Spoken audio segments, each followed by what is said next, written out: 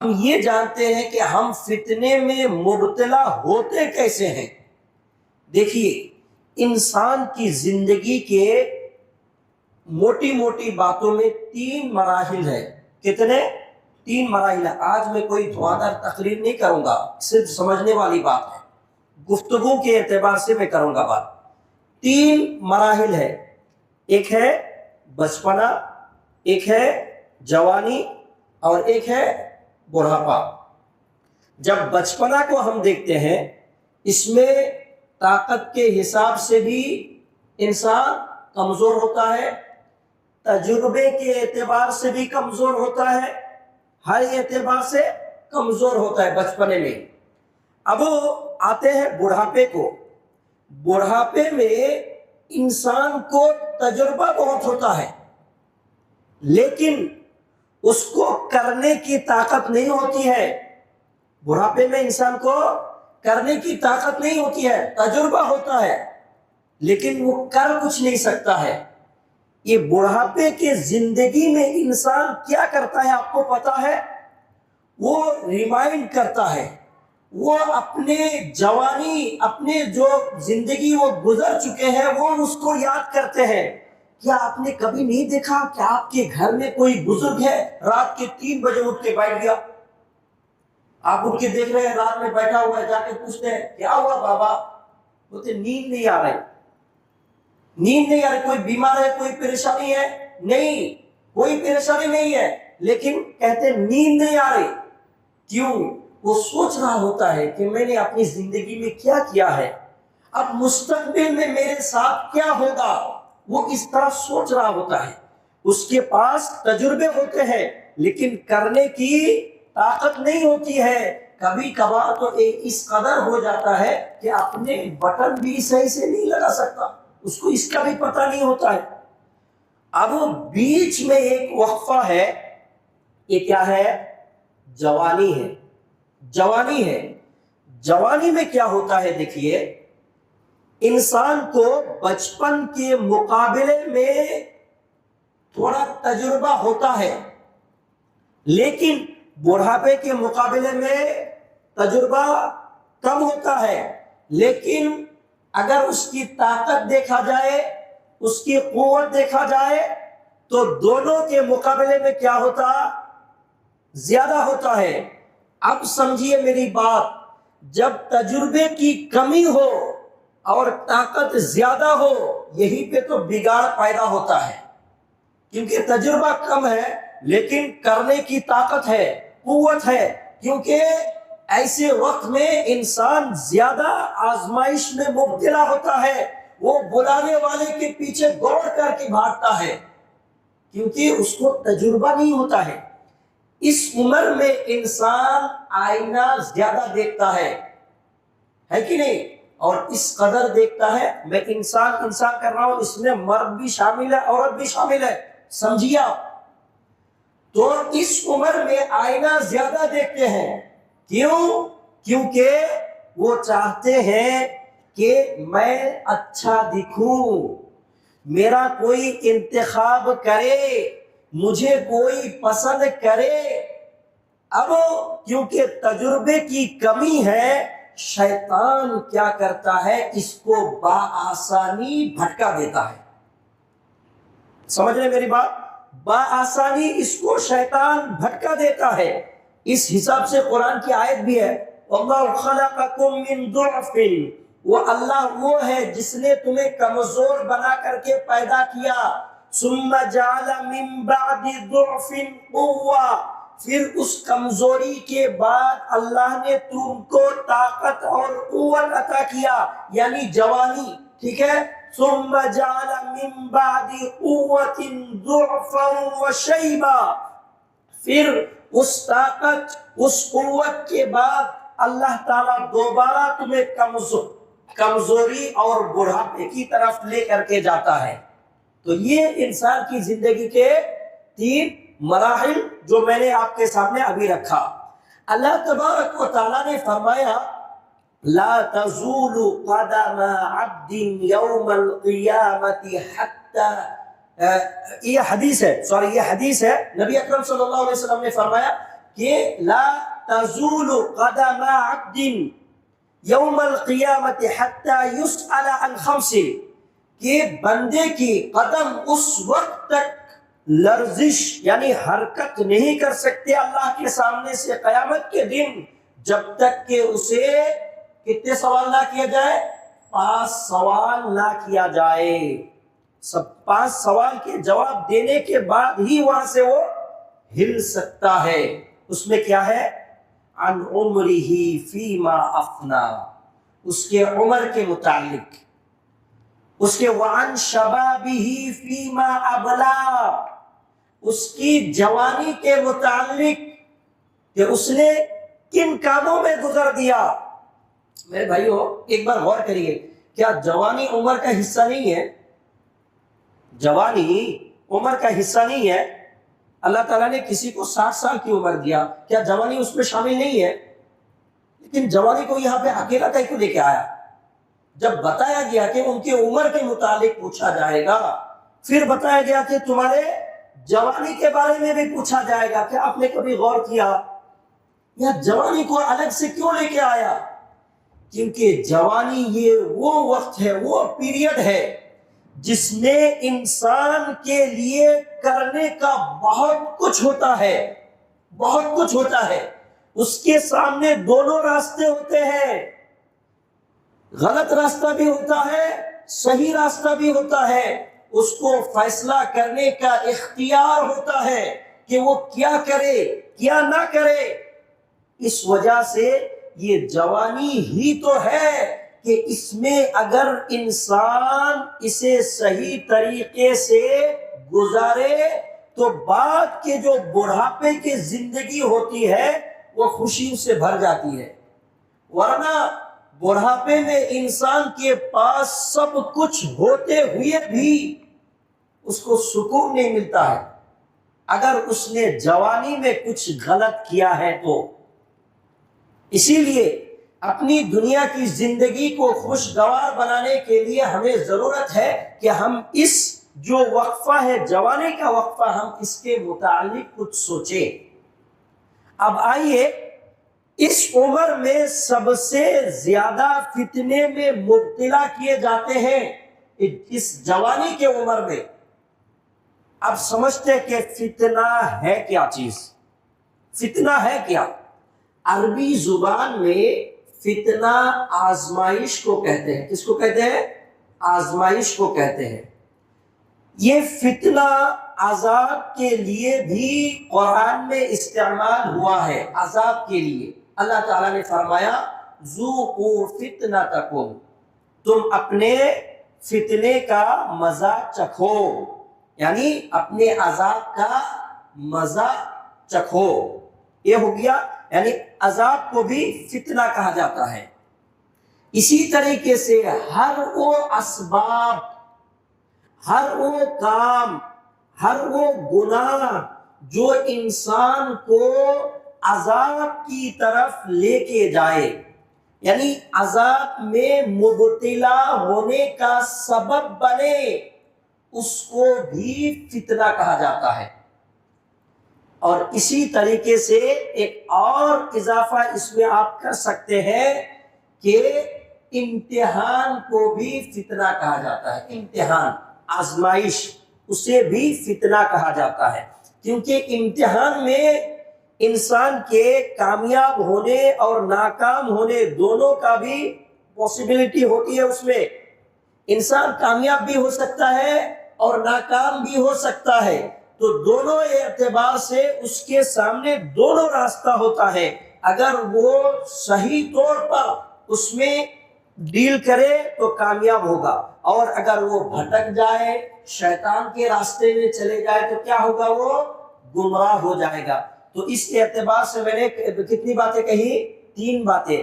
عذاب کو بھی ذرا یاد رکھیے ہاں، تاکہ یہ بہت اہم چیز ہے۔ عذاب کو بھی کیا کہتے ہیں؟ فتنہ کہتے ہیں۔ عذاب کے جو اسباب ہوتے ہیں ان کو بھی کیا کہتے ہیں؟ فتنہ کہتے ہیں۔ امتحان کو بھی فتنہ کہتے ہیں۔ اب ہم فتنے کو پہچانے کیسے؟ فتنہ کون سا فتنہ ہے، کیا فتنہ ہے، اس کو پہچانے کیسے؟ فتنے کو پہچاننے کے لیے ابن قیم رحمۃ اللہ علیہ نے جیسے زاد المعاد ایک کتاب ہے اس میں اور اس کے علاوہ دوسری کتابوں میں بھی یہ ہے کہ فتنہ کو پہچاننے کا دو طریقہ ہے. کتنا راستہ ہے؟ دو راستہ ہے. وہ کیا کیا ہے یاد رکھیے. ایک ہے شبہات کا فتنہ. کس کا فتنہ؟ شبہات کا فتنہ. اور ایک ہے شہوات کا فتنہ. شہوت. شبہات مطلب موٹے لفظوں میں ڈاؤٹس، شک و شبہ، یعنی شک و شبے میں ڈال کر کے انسان فتنے میں مبتلا ہو جاتا ہے. اس کا تعلق کس سے ہوتا ہے؟ عقیدہ سے ہوتا ہے. عقیدہ سے. آپ کو کیا بولیں گے؟ قرآن کی آیت لا کر کے بولیں گے ان اولیاء اللہ لا خوف علیہم ولا هم يحزنون. دیکھو اولیاء کی کتنی فضیلت اللہ تعالیٰ نے قرآن میں فرمایا. پھر بولیں گے اولیاء سے محبت کرنا ضروری ہے. ہاں ہم بھی مانتے ہیں بھائی اولیاء سے محبت کرنی چاہیے، لیکن یہ محبت کبھی کبھی آگے لے جا کر کے ان کی عبادت پر لگا دیتا ہے. پھر ان سے بچے مانگنے لگتے ہیں، بیمار ہوتے ہیں جا کر کے ان سے دعائیں کرتے ہیں. کرتے نہیں کرتے بتائیے؟ تو یہ شبہات کا فتنہ. بہت سارے ایسے معاملات ہوتے ہیں جو دین میں نئی بات ہے، وہ اس کو کیا سمجھتے ہیں؟ یہی دین ہے. اور جو صحیح ہے وہ اس کو کیا سمجھتے ہیں؟ وہ غلطی پر ہے. وہ غلطی پر ہے، میں صحیح پر ہوں. حالانکہ وہ کیا ہے؟ وہ بدعت ہے. حالانکہ وہ بدعت ہے. اس کا حدیث میں کوئی ذکر نہیں ہے، صحابہ کی زندگی میں کوئی ذکر نہیں ہے، تابعین تبع تابعین کے زندگی میں کوئی ذکر نہیں ہے. ابھی آئیں گے نا عید میلاد النبی کا، آئیں گے نا کچھ دن بعد، انشاءاللہ اس پر بھی بات کریں گے جب وقت آئے گا انشاءاللہ. لیکن اس کے علاوہ بھی ابھی جو محرم میں بھی چلا گیا ہے، وہ جس چیز کو کر رہے ہیں وہ اس کو دین تصور کر رہے ہیں، اور جو منع کر رہے ہیں وہ اس کو گمراہ سمجھ رہے ہیں، اپنے آپ کو دین پر سمجھ رہے ہیں. جو منع کرتے ہیں وہ اس کو گمراہ سمجھ رہے ہیں، یعنی باطل کو حق مان رہے ہیں، اور جو حق ہے اس کو باطل سمجھ رہے ہیں. تو یہ گویا کہ کس چیز کا فتنہ؟ یہ ایک بار بولیے نا، شبہات کا فتنہ. ذرا یہ لفظ جو ہے نا یاد رکھیے. میں ایک بار تقریر میں کسی کا سن رہا تھا، وہ بتا رہے تھے کہ اسلام میں جو اصطلاحات ہے الفاظ کا، یہ ذرا یاد رکھنا ضروری ہے. گرچہ تھوڑا مشکل ہو لیکن یاد رکھیے، نہیں تو کبھی کبھار جو ہے نا ہر چیز آپ انگلش میں یاد رکھنے کی کوشش کریں گے نا. انگلش میں دعا کو بھی کیا بولتے ہیں؟ پریار بولتے ہیں. نماز کو بھی پریار بولتے ہیں. کبھی کبھار ایسے پریار کرتے کرتے وہ پھر عیسائی کے پریار، اسلام کے پریار پھر سمجھ میں نہیں آئے گا، گڑبڑ ہو جائے گا سب کچھ، ہے کہ نہیں؟ تو اسی لیے ذرا اصطلاحات کو یاد رکھیے. اصطلاحات مطلب کیا بتایا میں نے؟ شبہات بتایا نا، ڈاؤٹس. یعنی آپ کو کیا کرتے مانو، دین کے مسئلے میں آپ کو شک و شبے میں ڈال دیتے ہیں. یہ بات میں اس لیے کر رہا ہوں، چند دن پہلے شاید وہ ابھی ہوں گے مسجد میں، مجھے آ کر کے کوئی سوال کر رہے ہیں کہ جو ہم دروس یہاں پہ دیتے ہیں قرآن سے حدیث سے، کچھ لوگ ہوتے ہیں اس کو نہیں سنتے. میں پوچھا کہ وجہ کیا ہے؟ بول رہے ہیں شیخ وہ لوگ جو ہے نا یمن کا کوئی ہے جو ٹیلی گرام میں ان کا گروپ ہے، وہ کہتے ہیں یہ سارے گمراہ ہے، پورا یہ لوگ گمراہی پر، مطلب قرآن کو صحیح یہ نہیں کرتے، حدیث کے بارے میں ان کو جو ہے یہ نہیں معلوم. اب انہوں علم کہاں سے لیتے ہیں؟ ٹیلی گرام سے، یمن سے لیتے کہتے ہیں. ٹھیک ہے، اب وہ ان کے پاس صحیح علم ہے، ہمارے پاس صحیح علم نہیں ہے. تو میں بولا پھر ان کو بلا کر کے لے کے آئیے بھائی، بات کرتے ہیں، اگر ان کا صحیح ہے تو ان کو ہی تسلیم کر لیں گے، ہم بات بھی نہیں کریں گے. تو یہ بندے کیا کرتے ہیں دیکھیے، اس نے سب سے زیادہ جو مجھے مطلب تعجب کرایا وہ یہ ہے کہ مجھے ایک پرچہ دکھایا ایک پیج کا، اس میں لکھا ہوا تھا کہ سلفی جو مدارس سے، چاہے مدینہ یونیورسٹی ہو یا جو ہمارے اہل حدیث کے جتنے مدارس ہیں، ان مدارس جو فارغ ہو کر کے آتے ہیں ان سے کہتے ہیں عہد لیا جاتا ہے، اور وہ عہد نامہ وہ وہاں پہ جھوٹ، ایک دم بالکل جھوٹ. یہاں پہ جتنے لوگ ہیں، وہ لڑکا مجھے بتا رہا تھا کہ میں یہ سوال آپ سے بھی پوچھا، ہمارے وہ مدنی صاحب سے بھی پوچھا، اور جو بھی علماء یہاں پہ خطبہ دینے کے لیے آتے تھے نا پہلے، ان سے بھی وہ پوچھتے تھے کہ کیا آپ لوگوں سے بھی یہ عہد لیا ہے کیا؟ تو کسی نے نہیں کہا کہ عہد لیا ہے، حالانکہ لیا ہی نہیں. تو گویا کہ یہ جھوٹ بول کر کے کن لوگوں کو یہ گمراہ کر رہا ہے معلوم؟ آ کے یہ عمر دراز لوگوں کو نہیں بول رہا، آپ کو بولیں گے، آپ کو بولیں گے، آپ کو بولیں گے. یہ جو بچے ہیں نا جو موبائل میں اچھا چلا رہے ہیں، یعنی جو تھوڑا چاہتے ہیں کہ میں کچھ کروں اپنے دین کے لیے، کچھ کروں، ہے کہ نہیں؟ ان کے اندر ایک جذبہ ہے بھائی، طاقت ہے بھائی، تجربہ گرچہ کم ہے لیکن طاقت ہے، کچھ کرنا چاہتے ہیں. ہمارے نوجوان ہر کوئی چاہتے ہیں میں بھی کچھ کروں، میں بھی دعوتی کچھ کروں، میں بھی کچھ سیکھوں، میں بھی لوگوں کو کچھ سمجھاؤں. ہر کسی کے اندر یہ چاہت ہے نہیں ہے؟ بتائیے ہے. یہ کیا کرتے ہیں؟ ایسے ایسے لڑکوں کو چنتے ہیں، اور چن کے وہ عالم کے سامنے ایک ساتھ بات کرنے کے لیے وہ نہیں آئیں گے، وہ تنہائی میں لے جا کر کے انسٹاگرام سے اس کو دین سکھائیں گے، اس کو عقیدہ سکھائیں گے، اس کے ایمان مضبوط کریں گے. یہ فتنہ آپ یاد رکھیے، یہ ہے اخوانیوں کا فتنہ، یہ خوارج کا فتنہ. آپ جیسے معصوم نوجوانوں کو پکڑ کر کے وہ اس طریقے سے مائنڈ واش کرتے ہیں کہ آخر کار جا کر کے یہ جو سوئسائڈ بمباری ہوتا ہے، کیا کی ہوتا ہے، ایسے کاموں پر لے جا کر کے ان لوگوں کو لگا دیتے ہیں. اس فتنہ کو سمجھیے آپ لوگ. اللہ تعالیٰ نے قرآن پاک میں کیا ارشاد فرمایا؟ فَاسْأَلُوا أَهْلَ الذِّكْرِ إِن كُنتُمْ لَا تَعْلَمُونَ. اگر تمہیں کوئی علم نہیں ہے، کسی چیز کے بارے میں پتہ نہیں ہے، تو تم کیا کرو؟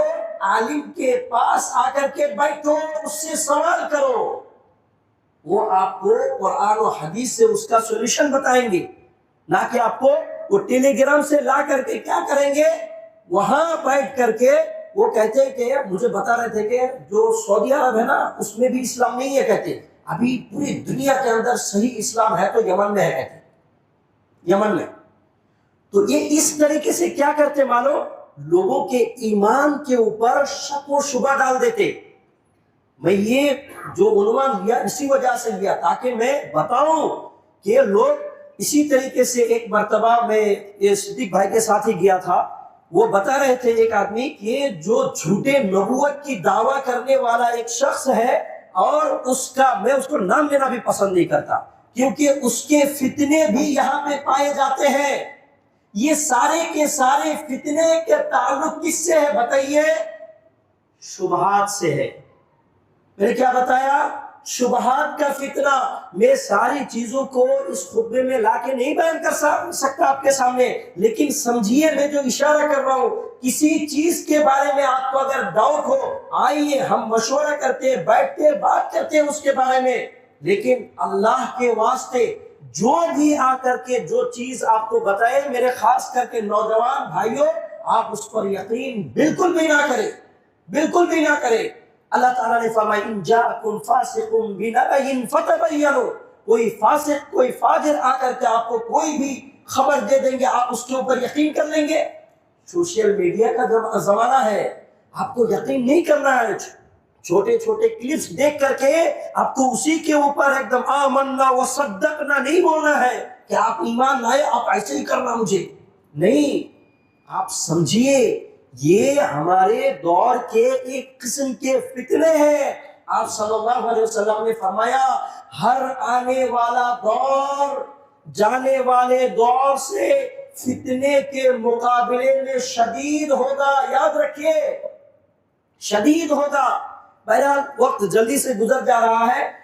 تو ایک ہوتا ہے کس کا فتنہ؟ شبہات کا فتنہ. شبہات کا مطلب کیا بتایا میں نے؟ ڈاؤٹ.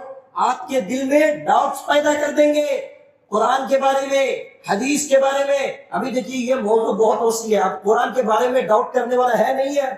بہت سارے لوگ ہے کہ نہیں ہے؟ میں اشارہ کر رہا ہوں. حدیث کے بارے میں ہے نہیں ہے؟ منکرین حدیث ہے نا، غرباء اہل حدیث نکلے نہیں نکلے، اہل القرآن نکلے نہیں نکلے. اب اس کے اوپر اگر ٹاپک لو یہ کہ ٹاپک ہو جائے گا اس کے اوپر، ہے کہ نہیں؟ جو اہل القرآن بول کے وہ لوگ کیا کرتے؟ حدیث کے سرے سے انکار کر دیتے. تو یہ جو سارے فتنے ہیں یہ کس میں آتا ہے؟ شبہات میں آتا ہے. شبہات میں ڈالتے آپ کو، ڈال کر کے آپ کو جو باطل حق کی شکل میں پیش کرتے ہیں اور حق کو باطل ٹھہرا دیتے ہیں. یہ ہو گیا ایک شبہات کا فتنہ. اور ایک ہے شہوات کا فتنہ. کس کا فتنہ ہے؟ شہوات. شہوت کس کو کہتے ہیں؟ یعنی یہ جو نفس یعنی چاہت، جو شہوات کا فتنہ ہے اس کو فتنہ تو کہیں گے لیکن یہ غلط نہیں ہے. اسلام میں اللہ تعالیٰ نے جو لمٹ رکھا ہے، جو دیوار بنا دیا ہے، اس دیوار میں رہتے ہوئے ان چیزوں کو حاصل کرنا یہ فتنہ نہیں ہے. لیکن جب آپ اسے کراس کر جائیں گے، پار کر جائیں گے، تو پھر آپ جو ہے نا فتنے میں مبتلا ہو جائیں گے. مثال کے طور پر اللہ تعالیٰ نے فرمایا زُيِّنَ لِلنَّاسِ حُبُّ الشَّهَوَاتِ من النساء والبنين والقناطير المقنطرة من الذهب والخيل المصومة والأنعام والحرث. اللہ تعالیٰ نے فرمایا کہ اللہ تعالیٰ نے زُيِّنَ لِلنَّاسِ لوگوں کے لیے مزین کر دیا ہے، یعنی لوگوں کے نزدیک اچھی لگتی ہے بھائی، خوبصورت بنا دیا اللہ تعالیٰ نے. کیا ہے؟ حب شہوات من النساء، حب شہوات من النساء یعنی عورتوں کی محبت. عورت سے محبت کرنا اگر وہ اس کی بیوی ہے تو کیا غلط ہے؟ نہیں ہے. آپ صلی اللہ علیہ وسلم نے فرمایا وَخَيْرُ مَتَاعِ الدُّنْيَا الْمَرْأَةُ الصَّالِحَةُ کہ دنیا کی سب سے بہترین متاع، سب سے بہترین چیز اگر ہے تو وہ کیا ہے؟ نیک عورت ہے. تو اگر عورت سے محبت کرنا جب وہ بیوی ہو تو یہ کیا ہے؟ یہ غلط نہیں ہے. عورت کی چاہت کسی کے اندر پیدا ہونا یہ غلط نہیں ہے. ایک نوجوان ہے، وہ شادی کی عمر کو پہنچ گیا ہے، وہ اگر عورت کی خواہش کرے اور شادی کرنے کی خواہش کرے تو یہ غلط ہے کیا؟ نہیں، غلط نہیں ہے. آپ صلی اللہ علیہ وسلم نے فرمایا یا معاشر الشباب، اے جوانوں، من استطاع منکم الباء فلیتزوج اگر تمہیں شادی کرنے کی استطاعت ہے تو تم کرو جلدی شادی. ومن لم یستطع اور جس کو استطاعت نہیں ہے تو اسے چاہیے کہ وہ روزہ رکھے تاکہ وہ فتنہ سے محفوظ رہ سکے، وہ روزہ رکھے. تو گویا کہ عورت کی چاہت یہ غلط نہیں ہے، لیکن اللہ تعالیٰ نے وہ سورہ بقرہ کے اندر جہاں بھی عورتوں کا جو مسئلہ شروع ہوا یعنی طلاق کا، شادی کا شروع ہوا ہے، وہاں پہ 3-4 بار ریپیٹ کیا ہے تِلْكَ حُدُودُ اللَّهِ وَمَن يَتَعَدَّ حُدُودَ اللَّهِ وہاں پہ ہے فَأُولَٰئِكَ هُمُ الظَّالِمُونَ. اللہ تعالیٰ نے فرمایا کہ دیکھو یہ اللہ کے لمٹ ہے، یعنی اللہ تعالیٰ نے اس کے لیے اگر ایک سے نہیں دل بھر رہا، اس کے اندر طاقت ہے، قوت ہے، ہر اعتبار سے ہے تو وہ اور ایک کر لے. ضروری نہیں ہے کہ 2 کرنا، لیکن ہے وہ سب کچھ انصاف کر سکتا ہے تو کر لے. اور تو بہرحال یہ ایک صحیح چیز ہے، لیکن جب اللہ کے حدود کو پامال کریں گے تو یہ فتنہ بن جائے گا. والبنین اولاد، یہ اولاد کی طلب کبھی کبھی انسان کو اللہ سے دور کر کے بابا کے دربار میں پہنچا دیتا ہے. نہیں دیتا کیا؟ بہت سارے لوگ جاتے ہیں ایسے لوگوں کے پاس کہ بابا بچہ نہیں ہو رہا، یہ کرو وہ کر کے کیا کرتے ہیں؟ وہاں ایمان کا سودا کرتے ہیں. تو یہ اولاد بھی فتنہ ہے، یہ بھی فتنہ یعنی آزمائش ہے. گویا کہ یہ اولاد کی وجہ سے ایسا کر رہا ہے. ایسے بہت سے واقعات موجود ہیں کہ اولاد کبھی کبھار اپنے جائیداد کے لیے باپ کو بھی قتل کر دیتے ہیں. نہیں دیتے کیا؟ ہوتا ہے ایسا بھائی، ایسا واقعہ ہو رہا ہے. وَالْقَنَاطِرِ الْمُقَنطَرَةِ مِنَ الذَّهَبِ اسی طریقے سے سونے چاندی کو جمع کرنا کون پسند نہیں کرتا؟ کون نہیں پسند کرتا؟ ہر کوئی پسند کرتا ہے. اس کے آگے ہے وَالْخَيْلِ الْمُصَوَّمَةِ یہاں پہ آپ صلی اللہ علیہ وسلم اللہ تعالیٰ نے فرمایا کہ نشان زدہ گھوڑا. اصل یہاں گھوڑا کو آپ ذہن میں رکھتے ہوئے یہ دیکھیے اصل اشارہ ہے سواری کی طرف. کیا سواری کی چاہت کسی کو نہیں ہوتی؟ کیا یہ فتنہ نہیں ہے؟ ایک بندہ پیدل چلتا ہے، اس کو خواہش ہوتی ہے کہ ایک سائیکل لے لو. جب سائیکل لے لیا اس کے بعد خواہش کیا ہوتی ہے؟ ٹو ویلر لے لی، ٹو ویلر کے بعد پھر اسے خواہش ہوتی ہے کہ ایک فور ویلر لے لو، فور ویلر کے بعد کیا جہاز کی خواہش ہوتی ہے؟ نہیں، پھر وہ بھاگتا ہے برانڈ کے پیچھے، ابھی یہ ہے تو دوسرا برانڈ۔ کمپنی والے بھی سمجھتے ہیں بھائی فتنہ ہے، یہ آ جاتے ہیں کیسا بھی، ہر سال الگ الگ برانڈ نکال دیتے بھائی، ہر 2 سال میں الگ الگ برانڈ نکال دیتے۔ پھر ہمارے جوان کو کیا ہوتا ہے، 2 سال چلا ابھی اچھا نہیں، اس کو نکال دو، پھر دوسرا والا لے لیں گے۔ فتنہ ہے بھائی، وہ سمجھ گئے آپ کے مائنڈ کو، وہ پڑھ لیے، اسی لیے ویسے ہی وہ آپ کو نچا رہا ہے، جیسے آپ نچنا چاہ رہے ہیں وہ بھی ویسے ہی کر رہے ہیں۔ یہ بھی ایک ہے آج کل کیا ہے، 2 سال چلانے کے بعد بولتے ہیں ابھی دوسرا آیا وہ لے لیتے ہیں، چلو اس کو نکال دیتے۔ تو یہ جو یہاں پہ مسومہ والخیل المسومہ کا لفظ ہے، یعنی نشان زدہ گھوڑا بولے تو یعنی سواری، اصل سمجھیے اس کو، گھوڑے سے کیا کرتے تھے، سواری کرتے تھے۔ اگر آج کے زمانے میں اس کو سمجھنے کے لیے ہم اگر اس کو فتنہ سمجھتے تو فتنہ نہیں ہے کیا؟ یہ بھی ایک قسم کا فتنہ ہے۔ دیکھیے کہنے کے لیے بہت ساری باتیں ہیں، آگے اللہ تبارک و تعالیٰ نے اتنا فرمایا ہے کہ دیکھیے فتنے بہت سارے ہوتے ہیں۔ کبھی کبھار ایک بات میں بتا دو، چاہے 1-2 منٹ تھوڑا زیادہ ہو جائے، کہ دیکھیے فتنہ ایک قسم کی مصیبت بھی ہے، یعنی مصیبت میں جب انسان مبتلا ہوتا ہے اور اس مصیبت سے نکالنے کے لیے وہ شارٹ کٹ تلاش کرتا ہے۔ دیکھیے جب چوری کب کرتا ہے، اس کو پیسے کی ارجنٹ ہو، کوئی راستہ نہیں ہے، پھر وہ شارٹ کٹ تلاش کرتا ہے، پھر وہ چوری کرنے لگ جاتا ہے، وہ حساب میں گڑبڑ کر کے اکاؤنٹ میں سے پیسہ نکال لیتا ہے کہ نہیں؟ کسی کمپنی میں کام کرتا ہو، وہاں سے وہ جو 2 نمبر کیا کس لیے کیا، وہ شارٹ کٹ تلاش کرتا ہے۔ ایسے ہی ہم بھی اپنی زندگی میں بہت سارے شارٹ کٹس تلاش کرتے ہیں اور اس سے جا کر کے ہم فتنے میں مبتلا ہو جاتے ہیں۔